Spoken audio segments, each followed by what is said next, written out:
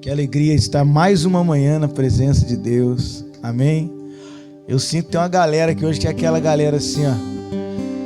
Eu não vou parar. Gastarei minha vida aos seus pés, né?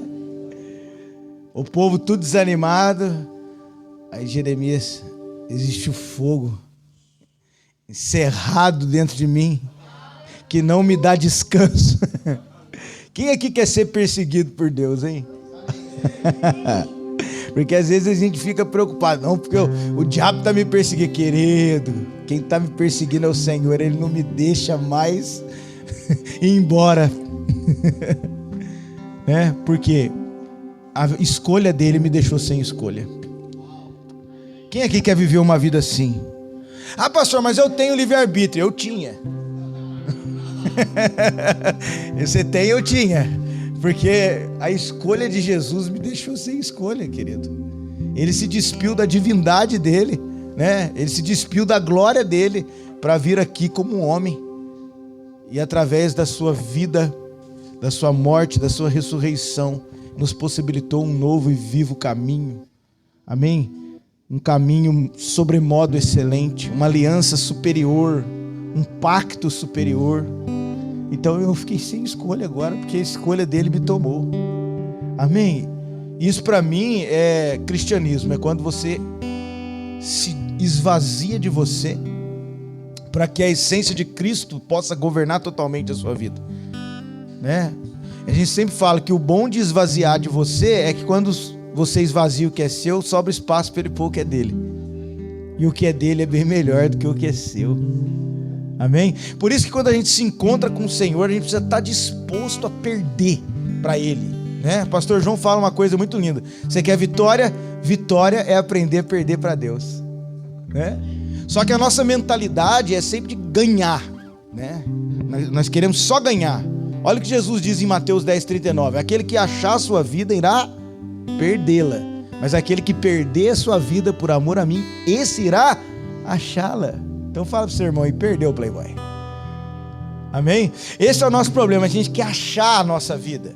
Quando Jesus mandou, perde ela que você acha. Eu lembro de uma camiseta, lembra? Senhor, quero me perder na tua presença e me encontrar na tua vontade. Meu Deus do céu, cara.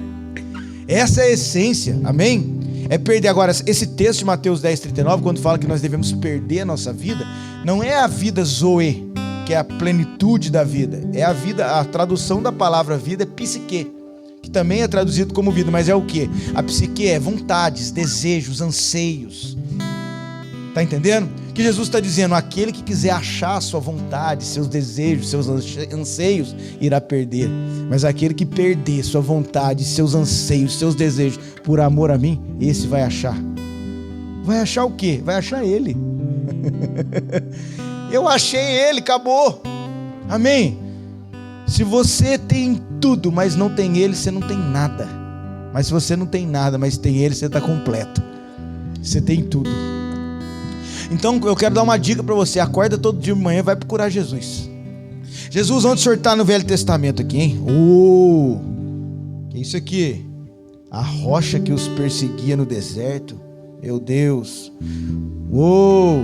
Aquele que foi levantado para libertar o povo do Egito e levar para a terra prometida. Te achei aqui, Jesus. O homem pecou e teve que matar um animal para cobrir a sua nudez. Te achei aqui, Jesus. Eu achei você aqui mais uma vez. Meu Deus do céu. Um rei que estabeleceu um tabernáculo de conexão de céu e terra. E estabeleceu, eu te achei em Davi aqui, Jesus. Ele está em todo lugar, querido. Amém? Ele está em todo lugar. Te achei nos olhos da minha esposa, Jesus. Te achei no abraço do meu filho. Meu Deus. Será que nós somos capazes de ter sensibilidade para encontrar Jesus? Te achei no perdido na rua. Te achei. Às vezes a gente não imagina como Deus pode se manifestar. Eu me lembro de uma senhora que todo dia um rapaz ia pedir comida lá na casa dela. E E ela, vai embora, né? Tipo, sabe, destratava meio ele assim, não tem nada aqui não, né? Aí no outro dia o cara voltou lá no mesmo horário, ele vinha certinho naquele mesmo horário da tarde. Aí ela, eu já falei pra você que não tem nada, vai procurar em outro lugar. Aí um dia tá ela lá na igreja, ela é irmã, aquelas uma do reteté, né? E aí o pastor pregou uma palavra de arrependimento, ela tava lá na frente. E aí foi a hora que um dia que ela ia dar uma palavra, ela tava com a palavra.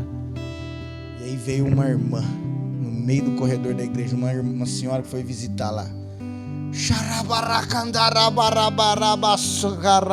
Apontou o dedo para ela. Assim diz o Senhor: tu dizes que me conhece, tu pregas que me entende, mas eu estive te visitando por essa semana e você não abriu a porta para mim. Meu irmão. E nisso os irmãos já foi meio que tentando tirar essa profeta, achando que era uma profetada. E a irmã falou: não, deixa ela, o Senhor está falando comigo. E ela tinha feito uma campanha de oração naquela semana, porque o marido dela estava com câncer. E ela lá pregando, e o marido com câncer no hospital, em fase praticamente terminal ali. E naquele dia Deus falou com ela, que ela estava orando pelo marido dela. Mas ela foi tocada por aquela profecia, que ela estava fechando as portas para Jesus. Quando chegou no outro dia, ela foi para casa. Naquele mesmo dia, no outro dia, no mesmo horário. Quem bate na porta? O irmãozinho. Ela falou: meu irmão, vem cá, entra aqui, o que você precisa? Você quer uma comida? Vem cá. Fez a melhor comida, sentou o cara dentro da casa dela, fez comida para ele. Você quer roupa? Pegou roupa que tinha do marido que estava lá, separou as melhores roupas e trouxe, fez um saco para ele, material de higiene. Olha, pode ficar à vontade, eu quero que você seja servido pela minha casa. Todos os dias que você precisar, pode bater aqui, que nós vamos ter um prato de comida para você e vamos falar daquilo que Deus faz na nossa vida. Queremos que você seja presente. E ela começou a chorar, entendendo que Deus estava falando com ela. E aquele homem simples, né, um morador de rua, não era um cara drogado, nada, era um cara que via na rua. Foi lá, comeu, lagriminha descendo no olho, comendo. Na hora de ir embora, muito obrigado. Muito obrigado, senhora, cuidou de mim hoje aqui. Ela: não, volta aqui, ó, quando você precisar. E aí ele saiu. No que ele saiu para ir embora, ela conta que ele voltou com aquele olhar que só ele tem. E diz: veja o que eu faço. Eu entro naquele hospital, eu arranco o câncer daquele homem, porque hoje verdadeiramente você me conheceu. Hoje verdadeiramente você me conheceu na vida de alguém. Hoje verdadeiramente você me achou pela manhã, quando decidiu obedecer a minha voz. Meu Deus, Jesus precisa ser conhecido, querido. Jesus precisa ser amado no próximo. Jesus precisa ser amado na sua família. Jesus precisa ser amado, ele precisa ser visto. Sabe, às vezes a gente está em dias tão acelerados, em tantas coisas para pensar e tantos problemas para resolver, que a gente esqueceu de ver Jesus falando na voz do nosso amigo, na voz de um filho, no olhar de uma criança. Amém? Desde o início você vê a natureza de Deus querendo se manifestar à terra e ao homem. Ele ama se manifestar. E ele tem várias maneiras de fazer isso. Nós precisamos estar atentos. É o tudo fala, né? Precisamos estar atentos. Porque Jesus vai se manifestar de jeito que a gente não imagina. Eu gosto muito de dizer isso. Às vezes Deus dá o que você precisa na embalagem que você não quer. Ai, ai, ai, ai, ai. Viu, Isabela? Você queria tanto um homem, ele te deu justamente o que você precisa nessa embalagem aí, ó. Tô brincando. Tá entendendo? Às vezes Deus dá o que você realmente precisa numa embalagem que você não está acostumado. E quando a gente tem uma identidade espiritual, veja os discípulos, tá lá. Ele vindo sobre Moisés, antes, no Velho Testamento você já vê Deus vindo na nuvem. O que o povo fala? Vai você, Moisés, porque o povo não está acostumado com Deus vindo daquele jeito. Mas era Deus. A gente não vai prender o mover do Espírito Santo. Ele vai vir como Ele quiser, vai fazer o que Ele quiser. Houve avivamentos na história da igreja até hoje. Houve avivamentos que a marca foi pregação da palavra. Houve outros que a marca foi cura milagrosas. Houve outro que a marca do avivamento foi instituição de faculdade e universidades e escolas. Cada vez que Deus se move no avivamento, Ele se move do jeito que Ele quer. Nós não conseguimos entender como Ele vai fazer. Agora olha no Novo Testamento, tá lá os discípulos no barco. E aí quem vem andando sobre as águas? Aí todo mundo olha e fala assim: é um fantasma. Porque quem não tem uma identidade, os discípulos ainda não tinham o Espírito Santo habitando ali. Quem não tem uma identidade espiritual não pode ver um mover diferente e já pensa que é demônio. Não é demônio não, era ele, meu Deus. Talvez alguns vão olhar para nós instituindo esse propósito aqui, vão falar assim: o que é esse cara lá fazendo culto lá não sei na onde? É uns demônios. Não é demônio não. É ele, querido, vindo de um jeito diferente. Quem aqui está entendendo que Deus está abrindo novos ciclos? Quem aqui está preparado para viver experiências que nunca viram, ver coisas que nunca ouviram? Amém? Por isso que Deus está nos sacudindo nesse tempo. Você acha que uma pandemia dessa não sacudiu a todo mundo? Você acha que uma economia dessa não sacode todo mundo? Porque o navio no porto ele é seguro, mas ele não foi feito para isso. Ele foi feito para ondas, ele foi feito para desafios em alto mar, ele foi feito para conhecer ilhas diferentes, para comer fruto, para levar as pessoas para ver frutos diferentes. Você estava um navio no porto lá, tranquilão, ancorado. Aí Jesus falou: vou mexer com tudo, vou mexer com as estruturas. Tá entendendo porque às vezes a gente tem que perder algumas coisas? Tá entendendo porque às vezes a gente fica com uma dificuldade, porque Deus move as estruturas e Ele começa a construir um cenário em volta que a gente nem imagina. Sabe planos que você teve que abortar um tempo atrás, que estava tudo certinho e esses planos não funcionou? Deus já está construindo um cenário em volta que você nem viu. Porque aquilo era para desacostumar você, para mover você para um outro lugar. Aleluia! Você crê nisso? Deus está movendo? Então abre sua Bíblia comigo, Gálatas 5. Nós estamos sem a iluminação aí, mas eu acredito que dá para ler, tá claro aí, né? Pela manhã, culto abençoado, na claridade do céu, no verde das árvores. Meu Deus! Pastor João, semana passada, trouxe uma palavra muito pontual sobre o novo nascimento, sobre a vida no Espírito, a vida com Deus verdadeiramente, sobre a importância de termos sintomas, amém? E hoje eu vou ler com vocês os sintomas. Quais são os sintomas? E como é o estilo de vida? Vamos começar com Gálatas 5, verso 16. Vou abrir aqui rapidinho. Acharam aí?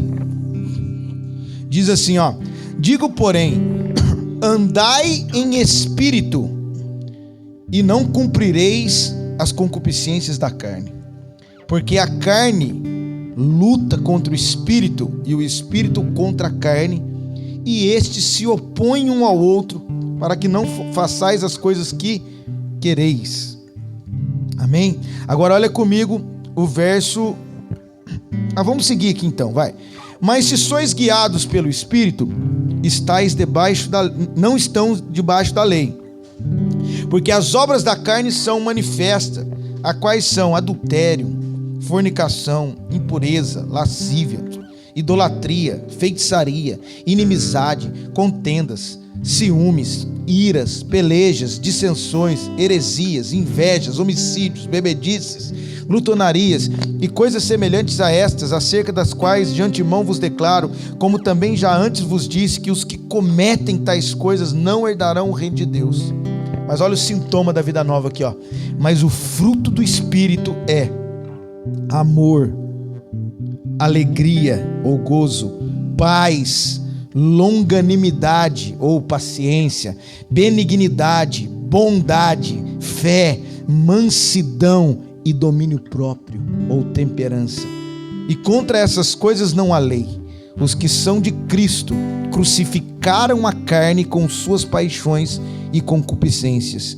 Se vivemos em espírito, também andemos em espírito.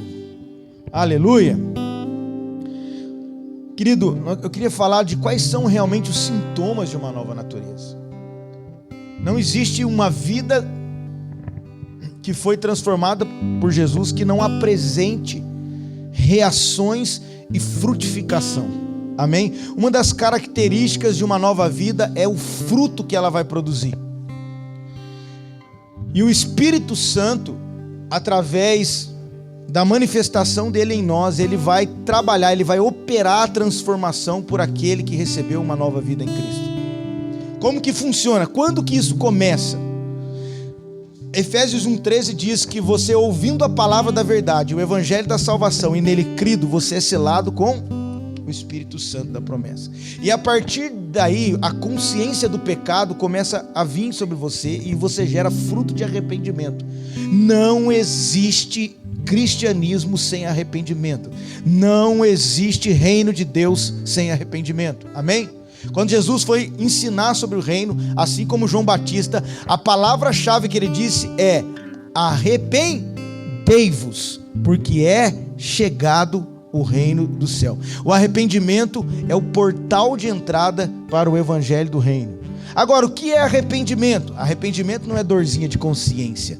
Arrependimento não é sentimentozinho de culpa. Arrependimento é uma mudança das trevas para a luz que Deus opera em nós por meio do Espírito através de Cristo. Arrependimento não é quando você chora pelo que você fez. É quando você muda pelo que Deus está fazendo.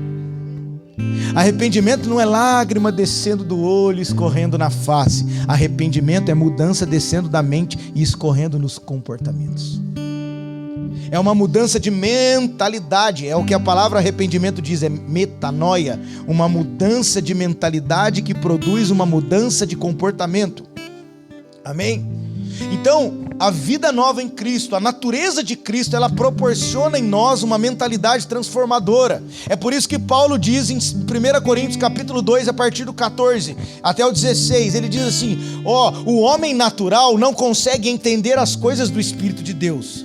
E para ele lhe parece loucura, porque as coisas do Espírito de Deus se discernem espiritualmente, conferindo coisas espirituais com coisas espirituais. E ele diz no verso 16: nós, porém, temos a mente de Cristo. Porque através de um encontro genuíno com o Senhor, a minha maneira de enxergar, de pensar, ela muda. A maneira que eu vejo o casamento não é a mesma maneira que o mundo vê. No mundo, um menino de 13 anos... o pai vai levar ele lá num prostíbulo para ele perder a virgindade, porque é assim que vira homem, é ou não é? O costume de muitas das pessoas que não têm uma vida com Deus. Porque a maneira de enxergar uma relação sexual, a maneira de enxergar uma vida relacional entre homem e mulher, ela é uma mentalidade totalmente segundo o curso desse mundo, segundo o prazer, segundo cobiças dos olhos, cobiça da carne. Querido, eu quando vivi em Cristo, sem Cristo, a gente estava lembrando isso ontem, a vida depravada, uma vida desorientada, sexual, vida tudo bagunçado, mulherada, droga, criminalidade, coisas erradas, sabe? Coisas sem fundamento. Mas aí eu me lembro quando em Cristo eu conheci a Débora. Eu namorando a Débora, a primeira vez que eu peguei na mão dela, eu comecei a me emocionar. E ela se emocionou. Eu era um cara totalmente mulherada, Homem-Aranha, bagunça. Agora de eu pegar na mão de uma mulher, porque é puro, é uma nova maneira de enxergar uma relação. Eu namorei a Débora 2 anos sem nenhuma relação sexual. Eu preciso falar essas coisas. Namorei ela 2 anos e nunca toquei. Eu conheci ela no casamento, mas também 1 ano e meio de casado, fiz 2 filhos, quebrei 3 camas. Mas deixa eu falar, isso aí eu não gosto que eu falo. Brincadeiras à parte, né? O que eu quero dizer? A maneira de enxergar o relacionamento, ela mudou porque a natureza foi modificada. Eu não olhei mais uma mulher a partir da minha natureza, eu comecei a olhar as mulheres a partir da natureza de Cristo. Hoje eu olho para minha esposa como Cristo olha, e eu olho para a esposa do Alencar como uma irmã, eu olho para a esposa do Rafael como uma irmã, eu olho para a esposa dos meus irmãos como alguém que Jesus olha, como uma filha de Deus. Por causa da natureza de Cristo, mudando a mentalidade e mudando o meu comportamento. Sem Cristo você quer levar vantagem em cima das pessoas, mas a mente de Cristo, você não negocia princípios para ganhar alguma coisa a mais. Amém? Tá aqui a pastora Renata, esposa do pastor João. Uma vez ela num trabalho recebeu uma proposta de fazer uma notinha, não lembro bem que era o cenário, tipo, tem que mentir alguma coisa. Ela falou, eu não posso fazer isso, porque isso não condiz com aquele que habita em mim. E aconteceu, foi mandado embora, né, Renato? Aleluia! Aí depois Deus deu algo muito melhor para ela. Isso, homens e mulheres que vivem em espírito não negociam seus princípios e valores por causa daquele que está habitando dentro dele. Essa é uma nova mentalidade. Então preste atenção. A mudança de hábito, ela faz parte de um cristianismo diferente. Eu não consigo ver alguém que está na igreja com 20 anos com o mesmo hábito. Aliás, cuidado para que os seus hábitos não se tornem óbitos. Ou seus hábitos se tornam óbitos, ou seus hábitos se tornam habitação. Porque tudo que você faz vai condizer aquilo que está habitando em você. Amém?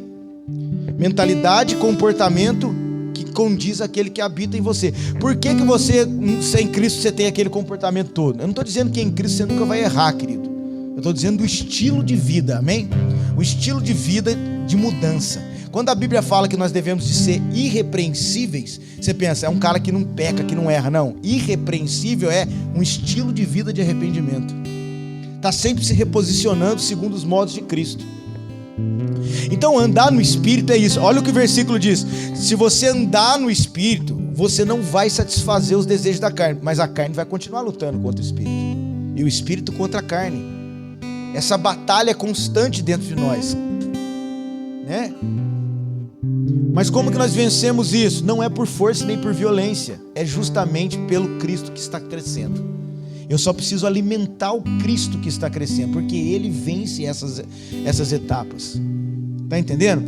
Então não existe uma vida no Espírito sem sintomas. Estou continuando a mensagem do pastor João. Você quer um outro exemplo? A maior representação do Espírito Santo na Bíblia, uma das maiores, é o candelabro. O candelabro é luz e calor no tabernáculo, Espírito Santo. Zacarias 4, a partir do 6 diz, o que viste, Zacarias? Eu vejo um candelabro. Qual é a revelação? Nem por força, nem por violência, mas pelo meu Espírito, diz o Senhor. O candelabro é a representação plena do Espírito Santo. Amém? E como que funciona isso? Vem cá, pastor Lencar, me ajuda aqui. Você tem cara de candelabro? Tem ou não tem? Olha a carinha dele de candelabro, só pode ser ele.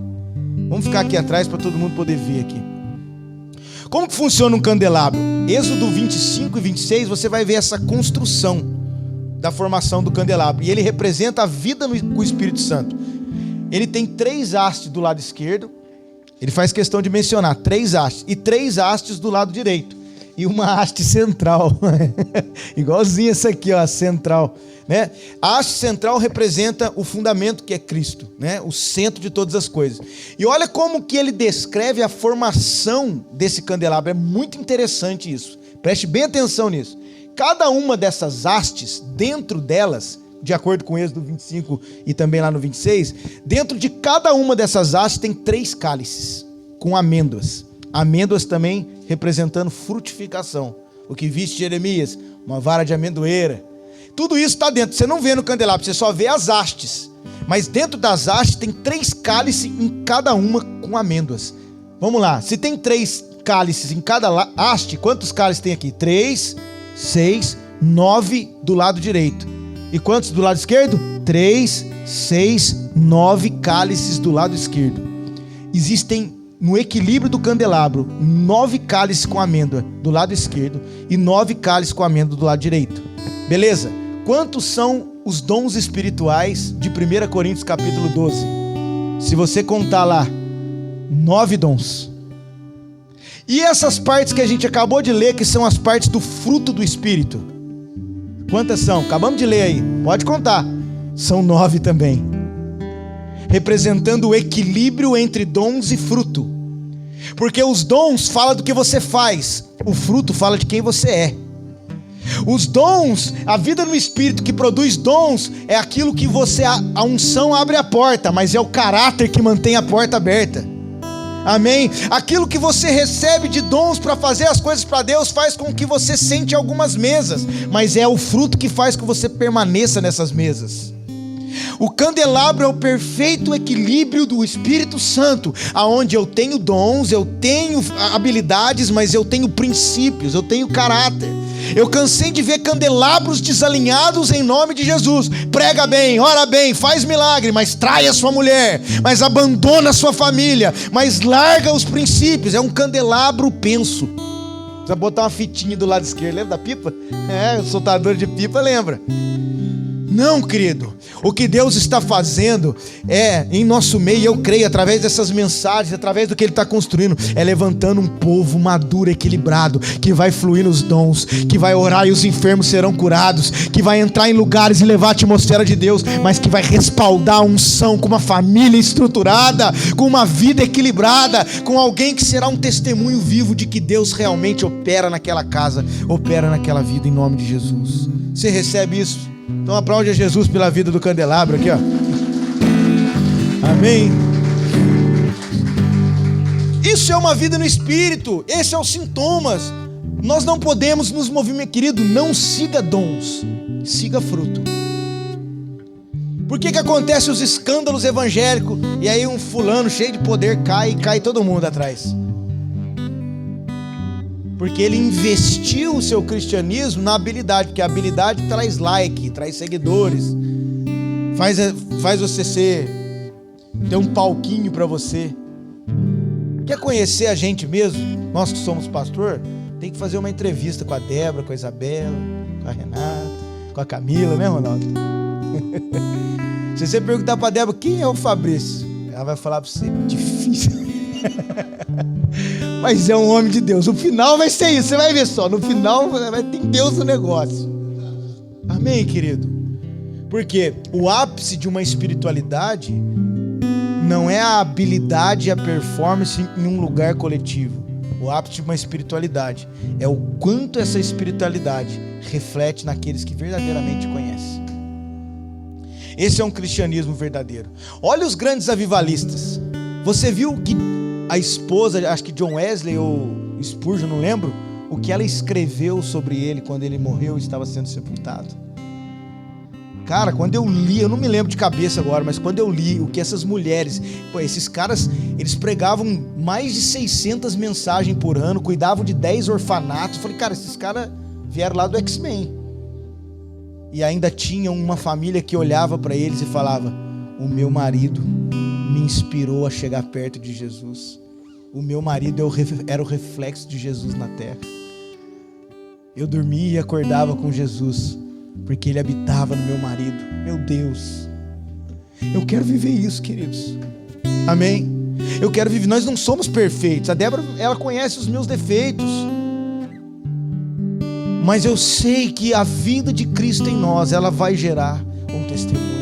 Filhos que os pais vão olhar e falar assim, olha, eu vejo Jesus crescendo na sua vida, minha filha.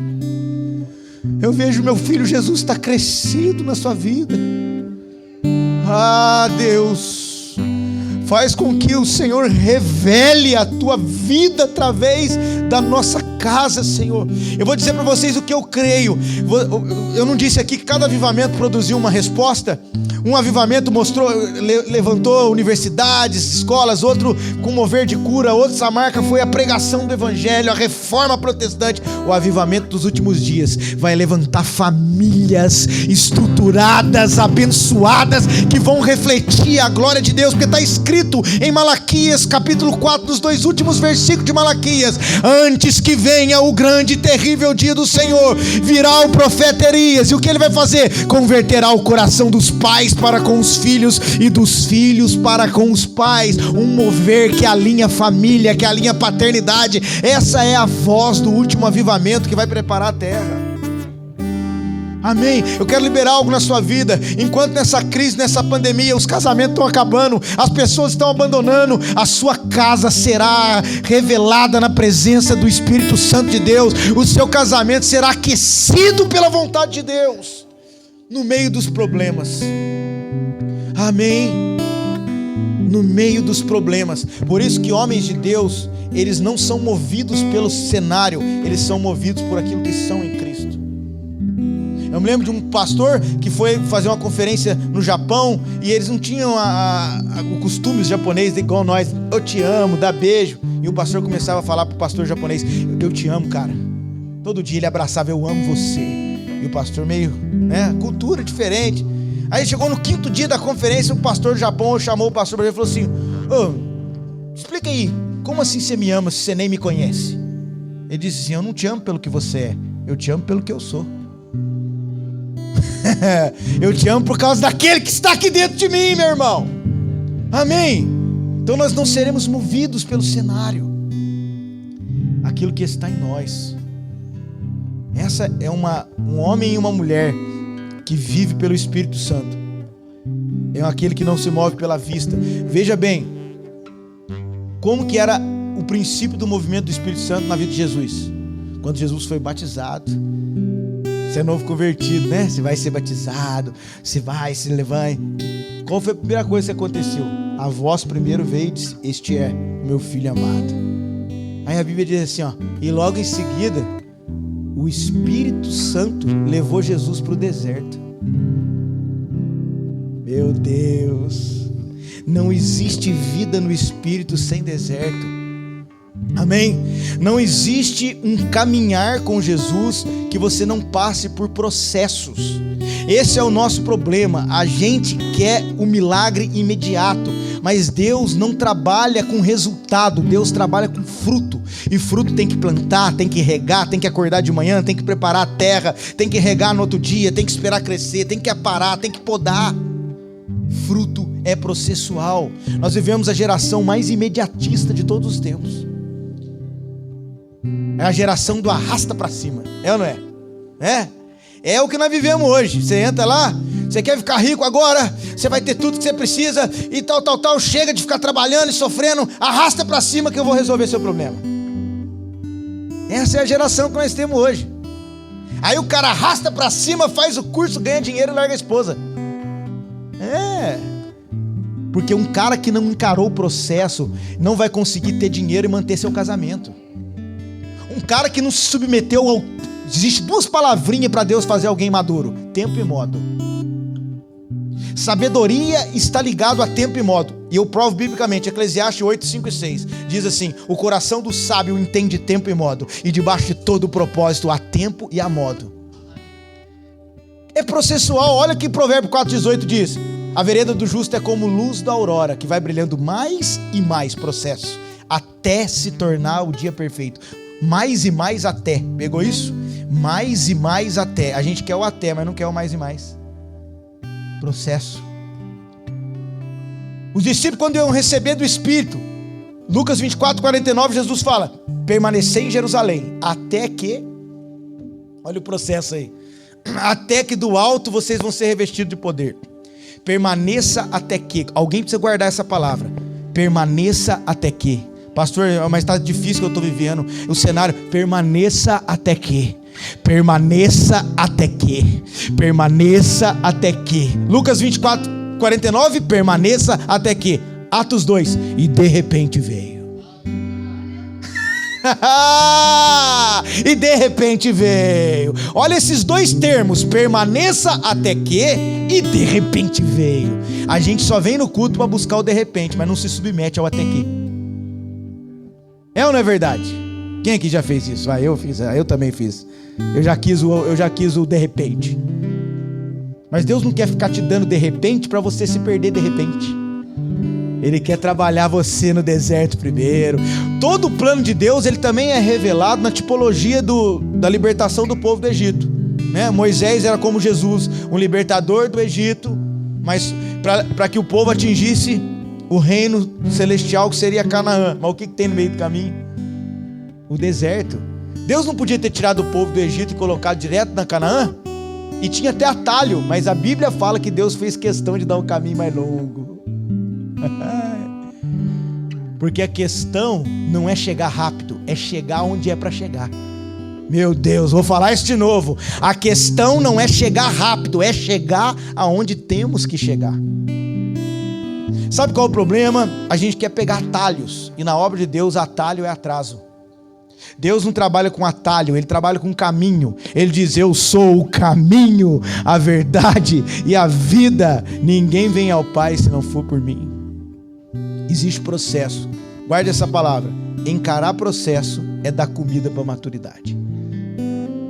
O Espírito produz deserto para que a gente possa alcançar não somente resultados, mas alcançar fruto. Amém? Então nós não vamos nos render a essa geração do arrasta para cima. Eu não estou dizendo que tudo que arrasta para cima está errado. Tem coisa que você vai arrastar lá e vai ensinar você a passar por processo, né? Amém? Mas não é uma mentalidade, querido, é uma mentalidade. Ganhar dinheiro sem trabalhar, passar de ano sem estudar, cada vez mais essas coisas vai ser vendidas, resultados rápidos. Mas o cristianismo, ele é recheado de frutificação. Nós não vamos ceder essa pressão, amém? Precisão é mais importante do que velocidade. Senão você corre o risco, né, pastor Ronaldo? De subir 15 andares e descobrir que estava no prédio errado. O maior problema é você andar numa velocidade tremenda e descobrir que entrou na pista errada. Você foi mais rápido para mais longe. Então é melhor você ir devagar, mas ir para onde deve ir. Amém? E isso tem que ter deserto. Guarda o que eu vou te falar. O fato de Jesus estar no barco não significa ausência de tempestade, mas significa que o barco não vai afundar. Vou falar de novo. O fato de Jesus estar no barco não significa que não vem tempestade. Os discípulos não estavam com Jesus no barco e a tempestade não veio? Amém? O que Jesus estava fazendo? Na tempestade ele estava descansando. Homens espirituais descansam em tempestades. Entendeu? Então veio tempestade, mas o barco não afunda. Agora, eu não vou pregar para você um evangelho que não tem tempestade. Se o próprio Jesus diz em João 16:33, no mundo tereis aflições. O próprio Espírito levou Jesus para o deserto. Você quer que ele leve você para balada? Você quer que ele leve você para o restaurante da picanha? Eu quero.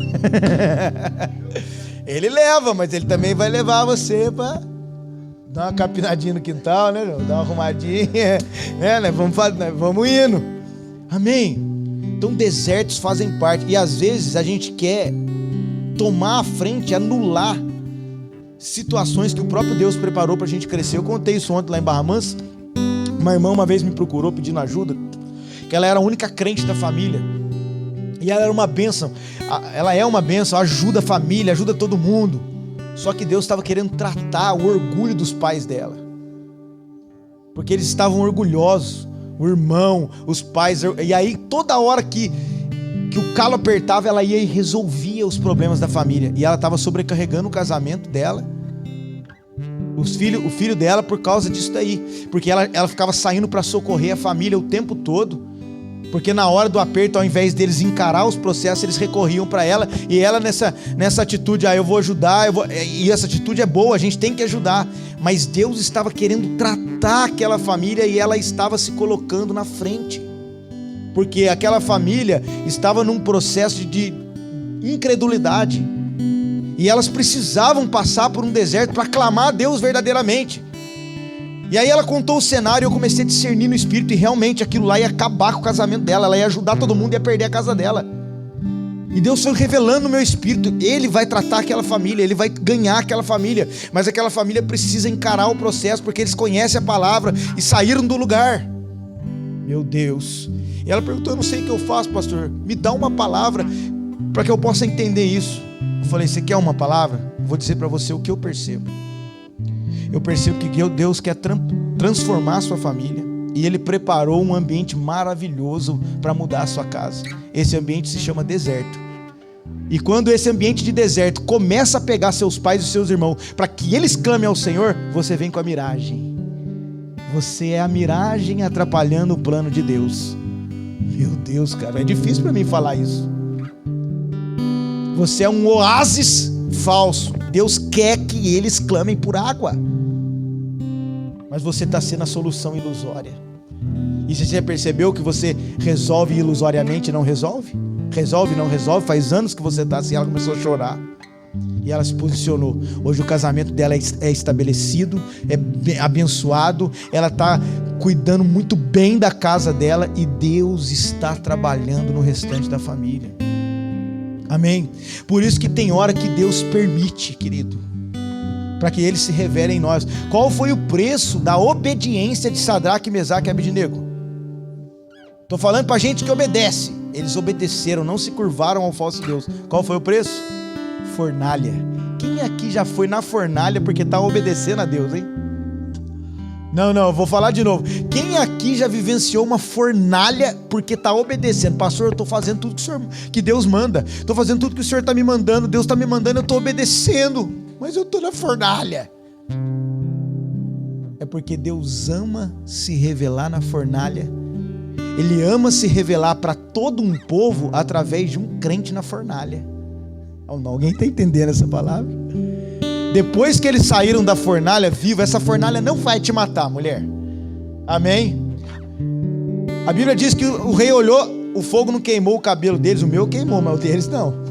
O fogo não queimou a roupa, não queimou eles, não queimou nada, só queimou uma coisa: as amarras da Babilônia que estavam nele. Meu Deus do céu. Será que você não entende que quando Deus permite que o fogo apure você, é só os resquícios da Babilônia que está em você que sai, o resto vai ficar, querido? Porque se a Bíblia diz que jogou 3 no fogo, quantos que tinham lá dentro? 4. Quem era o outro? Era o Senhor. A mesma certeza que foi Ele que permitiu esse fogo, é a mesma certeza que Ele está dentro do fogo com você. Meu Deus. Então entenda uma coisa: e qual é o final disso tudo? Sadraque, Mesaque e Abednego sai e Deus é revelado para a nação. Será que nós podemos entender que Deus se revela a um povo através da renúncia e da obediência de filhos que suportam os seus processos e vivem aquilo que Deus está querendo? Olha Daniel na cova. Deus permite Daniel na cova para revelar mais uma vez o senhorio dele para uma nação. Permitiu a fornalha, mas protegeu do fogo. Permitiu a cova, mas protegeu dos leões. Deus permite, mas protege. Não, alguém aqui está entendendo isso? Você está vivendo a situação porque Deus permitiu, querido. Deus permitiu, mas está protegendo. Você não está vendo. Você não está vendo o agir dele, porque o Espírito, ele precisa nos levar ao deserto. A gente precisa a resposta de uma filiação. Esse é o meu filho amado. Logo veio a tentação do diabo. E a maior convicção de Jesus nas Escrituras, biblicamente, quando você vê o movimento de Jesus, foi na onde? No deserto, sendo tentado pelo diabo.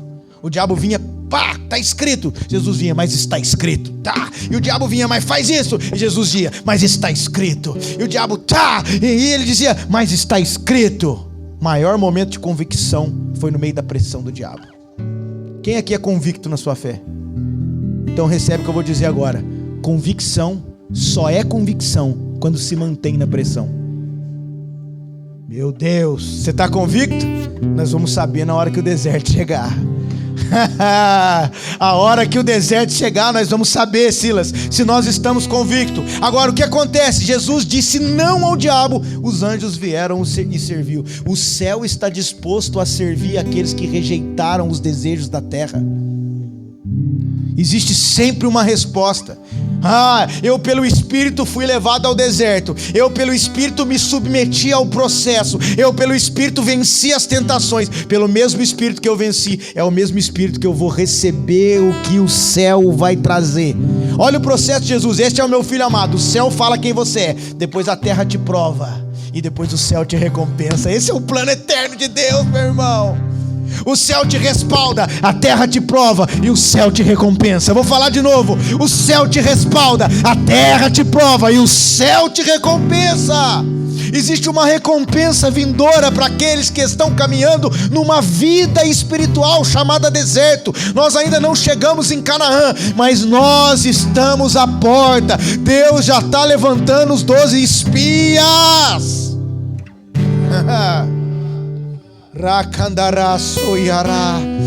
Existe uma terra sendo preparada e nós estamos no que nós chamamos de carreira gloriosa, vivenciando as experiências do deserto pelo Espírito, com um senso de continuidade.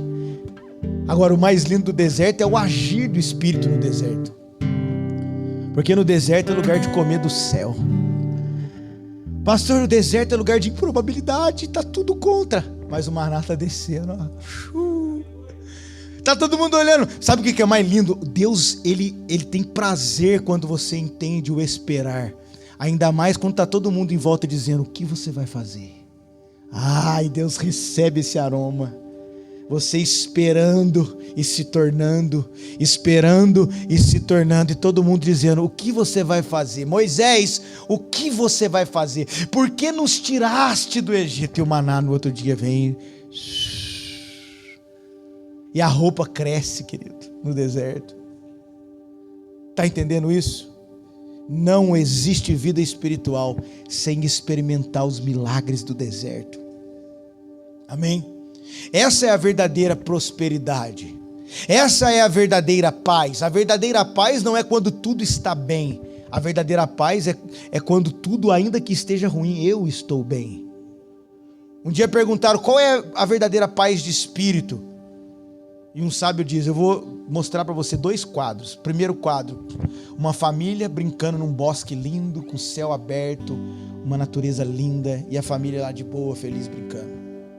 Segundo quadro, uma mãe com um filho no colo, num céu cinzento, numa tempestade escura, e uma cachoeira caindo assim por cima, mas ela com a criança no colo, embaixo daquela água toda, sorrindo, e a criança sorrindo no colo de sua mãe. E ele disse: qual desses 2 quadros representa a verdadeira paz? E ele mesmo respondeu: o segundo. Porque a verdadeira paz não é quando o cenário está condizente com o que eu quero. A verdadeira paz é quando, ainda que o cenário esteja escuro, eu sei quem eu sou em Deus. Eu estou bem. Por isso que a Bíblia diz que a paz de Cristo excede todo entendimento. Homens espirituais são resposta para dias difíceis, porque só eles são capazes de sorrir debaixo de uma tempestade. Só eles são capazes de se posicionar debaixo de uma tempestade. Quantos de nós aqui erguemos forças no meio de crise? Quantos de nós aqui superamos força que nem imaginávamos que tinham? Tivemos que recomeçar do zero.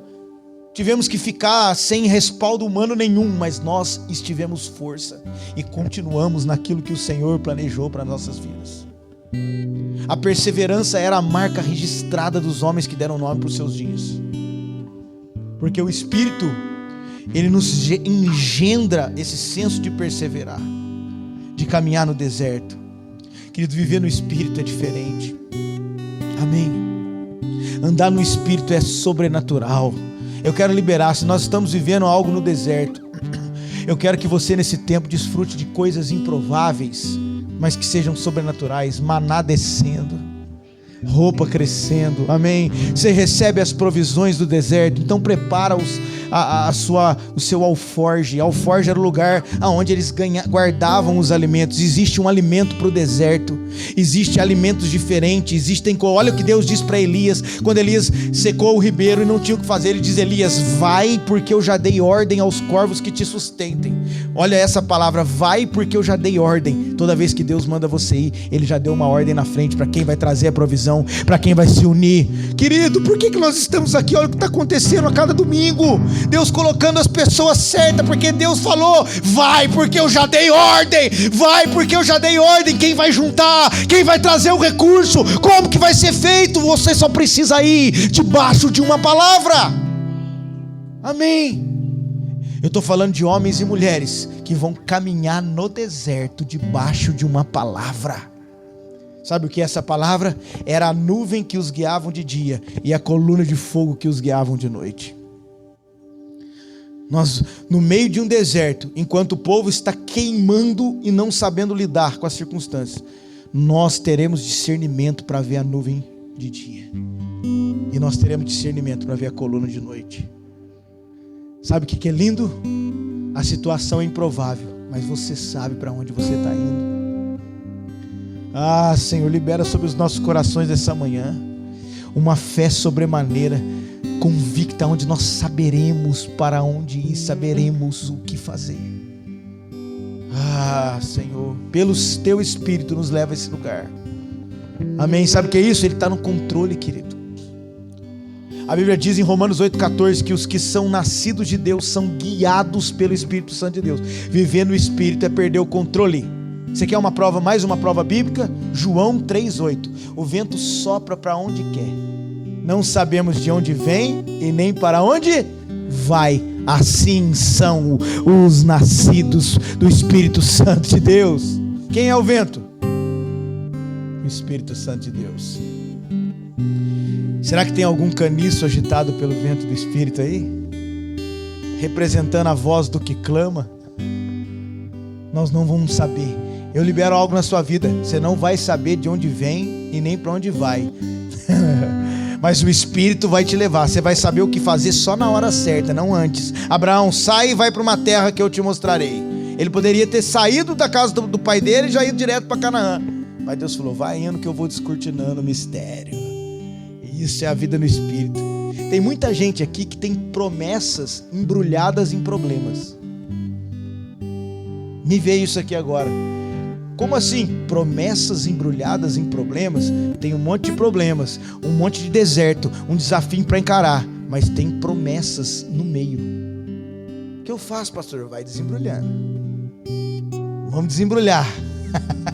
Vamos desembrulhando. Vamos desembrulhando esse mês, o mês que vem nós vamos desembrulhar mais uma. E daqui a pouco você está no meio dessa caminhada, no meio dos desafios que Jesus falou que você desembrulha. Achou. Aí você vem no outro dia: achou, meu querido, Deus está no controle da nossa caminhada. Não dá mais para desfalecer, não. Nós pegamos o arado, nós não vamos olhar para trás. Nós vamos encarar cada problema que temos que desembrulhar, mas nós não vamos perder aquilo que já está separado da parte de Deus para a nossa vida. Amém. Romanos 8,14 diz que você vai ser guiado. O Espírito Santo é como um guia turístico. É aquele que te guia num lugar que você não conhece. Meu Deus. Porque nós não conhecemos, pelo Espírito nós estamos aprendendo a viver a cada dia.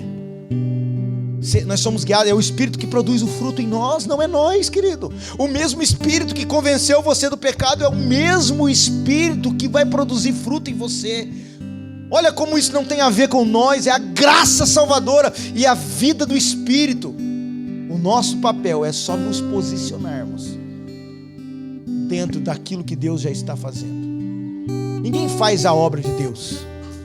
Eu já errei dizendo, eu faço a obra, Senhor. Está escrito aqui, ó, a obra que Ele preparou de antemão para que andássemos nela. Você não faz a obra, Ele já fez. Você anda no que Ele já está construindo. Vida no Espírito é andar. Ei, você quer ter autoridade? Autoridade espiritual? Autoridade? Que autoridade? Andar no Espírito do Autor. A autoridade está em Cristo. Ah, mas a Bíblia diz que todo líder é instituído por Deus. Toda a autoridade. Toda a autoridade. Ei, eu quero liberar isso na sua vida. Autoridade pelo Espírito Santo de Deus. Olha o que Jesus diz: se eu expulso os demônios pelo Espírito Santo de Deus, é chegado a vós o reino de Deus. Autoridade. contra as obras das trevas, a autoridade para desfazer a agenda de Satanás, do anticristo, as ideias, as ideologias terríveis, a autoridade para preservar os seus filhos diante dessas ideias malucas que a sociedade diluída de hoje coloca. A autoridade para entrar, para sair e revelar a glória de Deus. Lucas diz: eis que eu vos dei autoridade para pisar em serpente e escorpião e toda a obra do inferno, e não lhes causará dano. Está na hora de nós nos apropriarmos do que já está proposto para nós em Jesus Cristo. Autoridade para orar e as pessoas ser curadas. Autoridade para expulsar os demônios, para falar em novas línguas. Amém? Essa é a vida espiritual, queridos. Em nome de Jesus, andai no Espírito. Romanos 8:26 diz que você não sabe orar como convém. Nós não sabemos, mas o Espírito intercede por nós com gemidos inexprimíveis. João 14:26 diz, Jesus fala: o outro Consolador que o Pai enviará em meu nome, esse vos ensinará todas as coisas. Quem anda pelo Espírito é ensinado pelo próprio Espírito acerca de Jesus. Não é ensinado por homens. Homens são usados para ensinar, mas é o Espírito que está ensinando. Nunca olhem para nós como alguém que está ensinando você. Olhe para o Espírito que está em nós. Porque está escrito que é Ele que vos ensinará todas as coisas. Amém? Aí como que eu sei se um homem que está pregando é do Espírito? O Espírito Santo de Deus testifica com o nosso Espírito. O discernimento sabe. Porque um político pode te emocionar. Ele fala uma palavra bonita, você fica até chorando. A galera dá mais oferta para os políticos que nas igrejas, porque a emoção que eles fazem lá é, meu Deus. Mas quem tem discernimento de Espírito sabe que não produziu vida espiritual. Porque o que produz vida espiritual é uma atmosfera como essa, onde me assa por fora e me cozinha por dentro. E eu fico pensando: uau, Deus me leva a esse lugar. Amém? Paulo falou assim: eu não falo a vós com linguagem persuasiva de conhecimento humano. Sabe o que é a tradução de linguagem persuasiva de conhecimento humano? Mistura de coisas espirituais com coisas terapêuticas, psicológicas. Paulo está dizendo: eu não venho a vocês com um discursinho de Deus, com coisas terrenas. Eu venho a vocês com um evangelho de poder. Um poder que por dentro a palavra te transforma, porque por dentro ela exala a transformação de Cristo na sua vida. O evangelho de Deus é poder, querido, e nós vamos viver essa realidade. Amém? Nós não vamos mais ceder à tentação de uma psicologia terrena para tratar as coisas espirituais. A geração do arrasta para cima, aprendendo com as manobras da terra como cuidar das coisas espirituais. Não! Quando Sansão nasceu, Manoá, o pai de Sansão, recebe o anjo e ele pergunta para o anjo do céu: como que eu vou criar essa criança? Porque aquilo que veio do céu, você pergunta para o céu como cuida, não para a terra. Então nós vamos perguntar para o céu como cuidar das nossas empresas, nós vamos perguntar para o céu como cuidar da nossa família, nós vamos perguntar para o céu como cuidar de uma igreja. Nós não vamos ceder a essa ideia. Não é a autoajuda, é a ajuda do alto. Não é as estratégias cognitivas. Querido, a Bíblia diz que ele escondeu isso dos sábios e revelou para quem? Querido, sabe a revelação do propósito eterno que nós estudamos terça-feira? Entendeu o que Deus está fazendo, viveu uma vida espiritual. Então ele escondeu isso de Albert Einstein. Então ele escondeu essas coisas de Thomas Edison. Esses caras eram sábios, eles entenderam coisas, eles descobriram coisas fantásticas, tiveram seu papel, mas a revelação do plano de Deus ele deu para os viciados que está aqui nessa manhã. Como assim, Jesus? Ele deu para os que eram depressivos, ansiosos. Olha o pastor Ronaldo, 775, casa de recuperação. Mas agora ele conhece o plano de Deus e está instituindo a sua casa dentro do projeto celestial. Olha a vida do Marcelo, olha a vida do Alencar, olha a minha. Se juntar aqui, olha do Ney, 100 mil anos de cadeia. Se juntar nós tudo aqui. Mas Deus decidiu revelar aos seus pequeninos o seu plano. Meu Deus, está escrito: Deus escolheu as coisas loucas desse mundo para confundir as sábias, as que não são para confundir as que são. E querido, preste atenção, Ele decidiu revelar pelo teu Espírito aos pequeninos. Isso não tem a ver com rico ou pobre, Ele revela para ricos também, porque esses ricos são pequeninos, são escolhidos pelo Senhor. Não foi vós que escolhestes a mim, fui eu que escolhi a vós, para que vades e deis. Como que nós começamos o texto? Fruto. Amém. Amém? Vamos orar. A palavra do Senhor é a vida no Espírito dizendo para você, para que você vá e dê fruto. É os sintomas de que você está vivendo uma vida em Cristo. E fruto é fruto no deserto, fruto é fruto nos processos, fruto é fruto sendo guiado pelo Espírito, sendo ensinado pelo Espírito Santo acerca das coisas de Deus.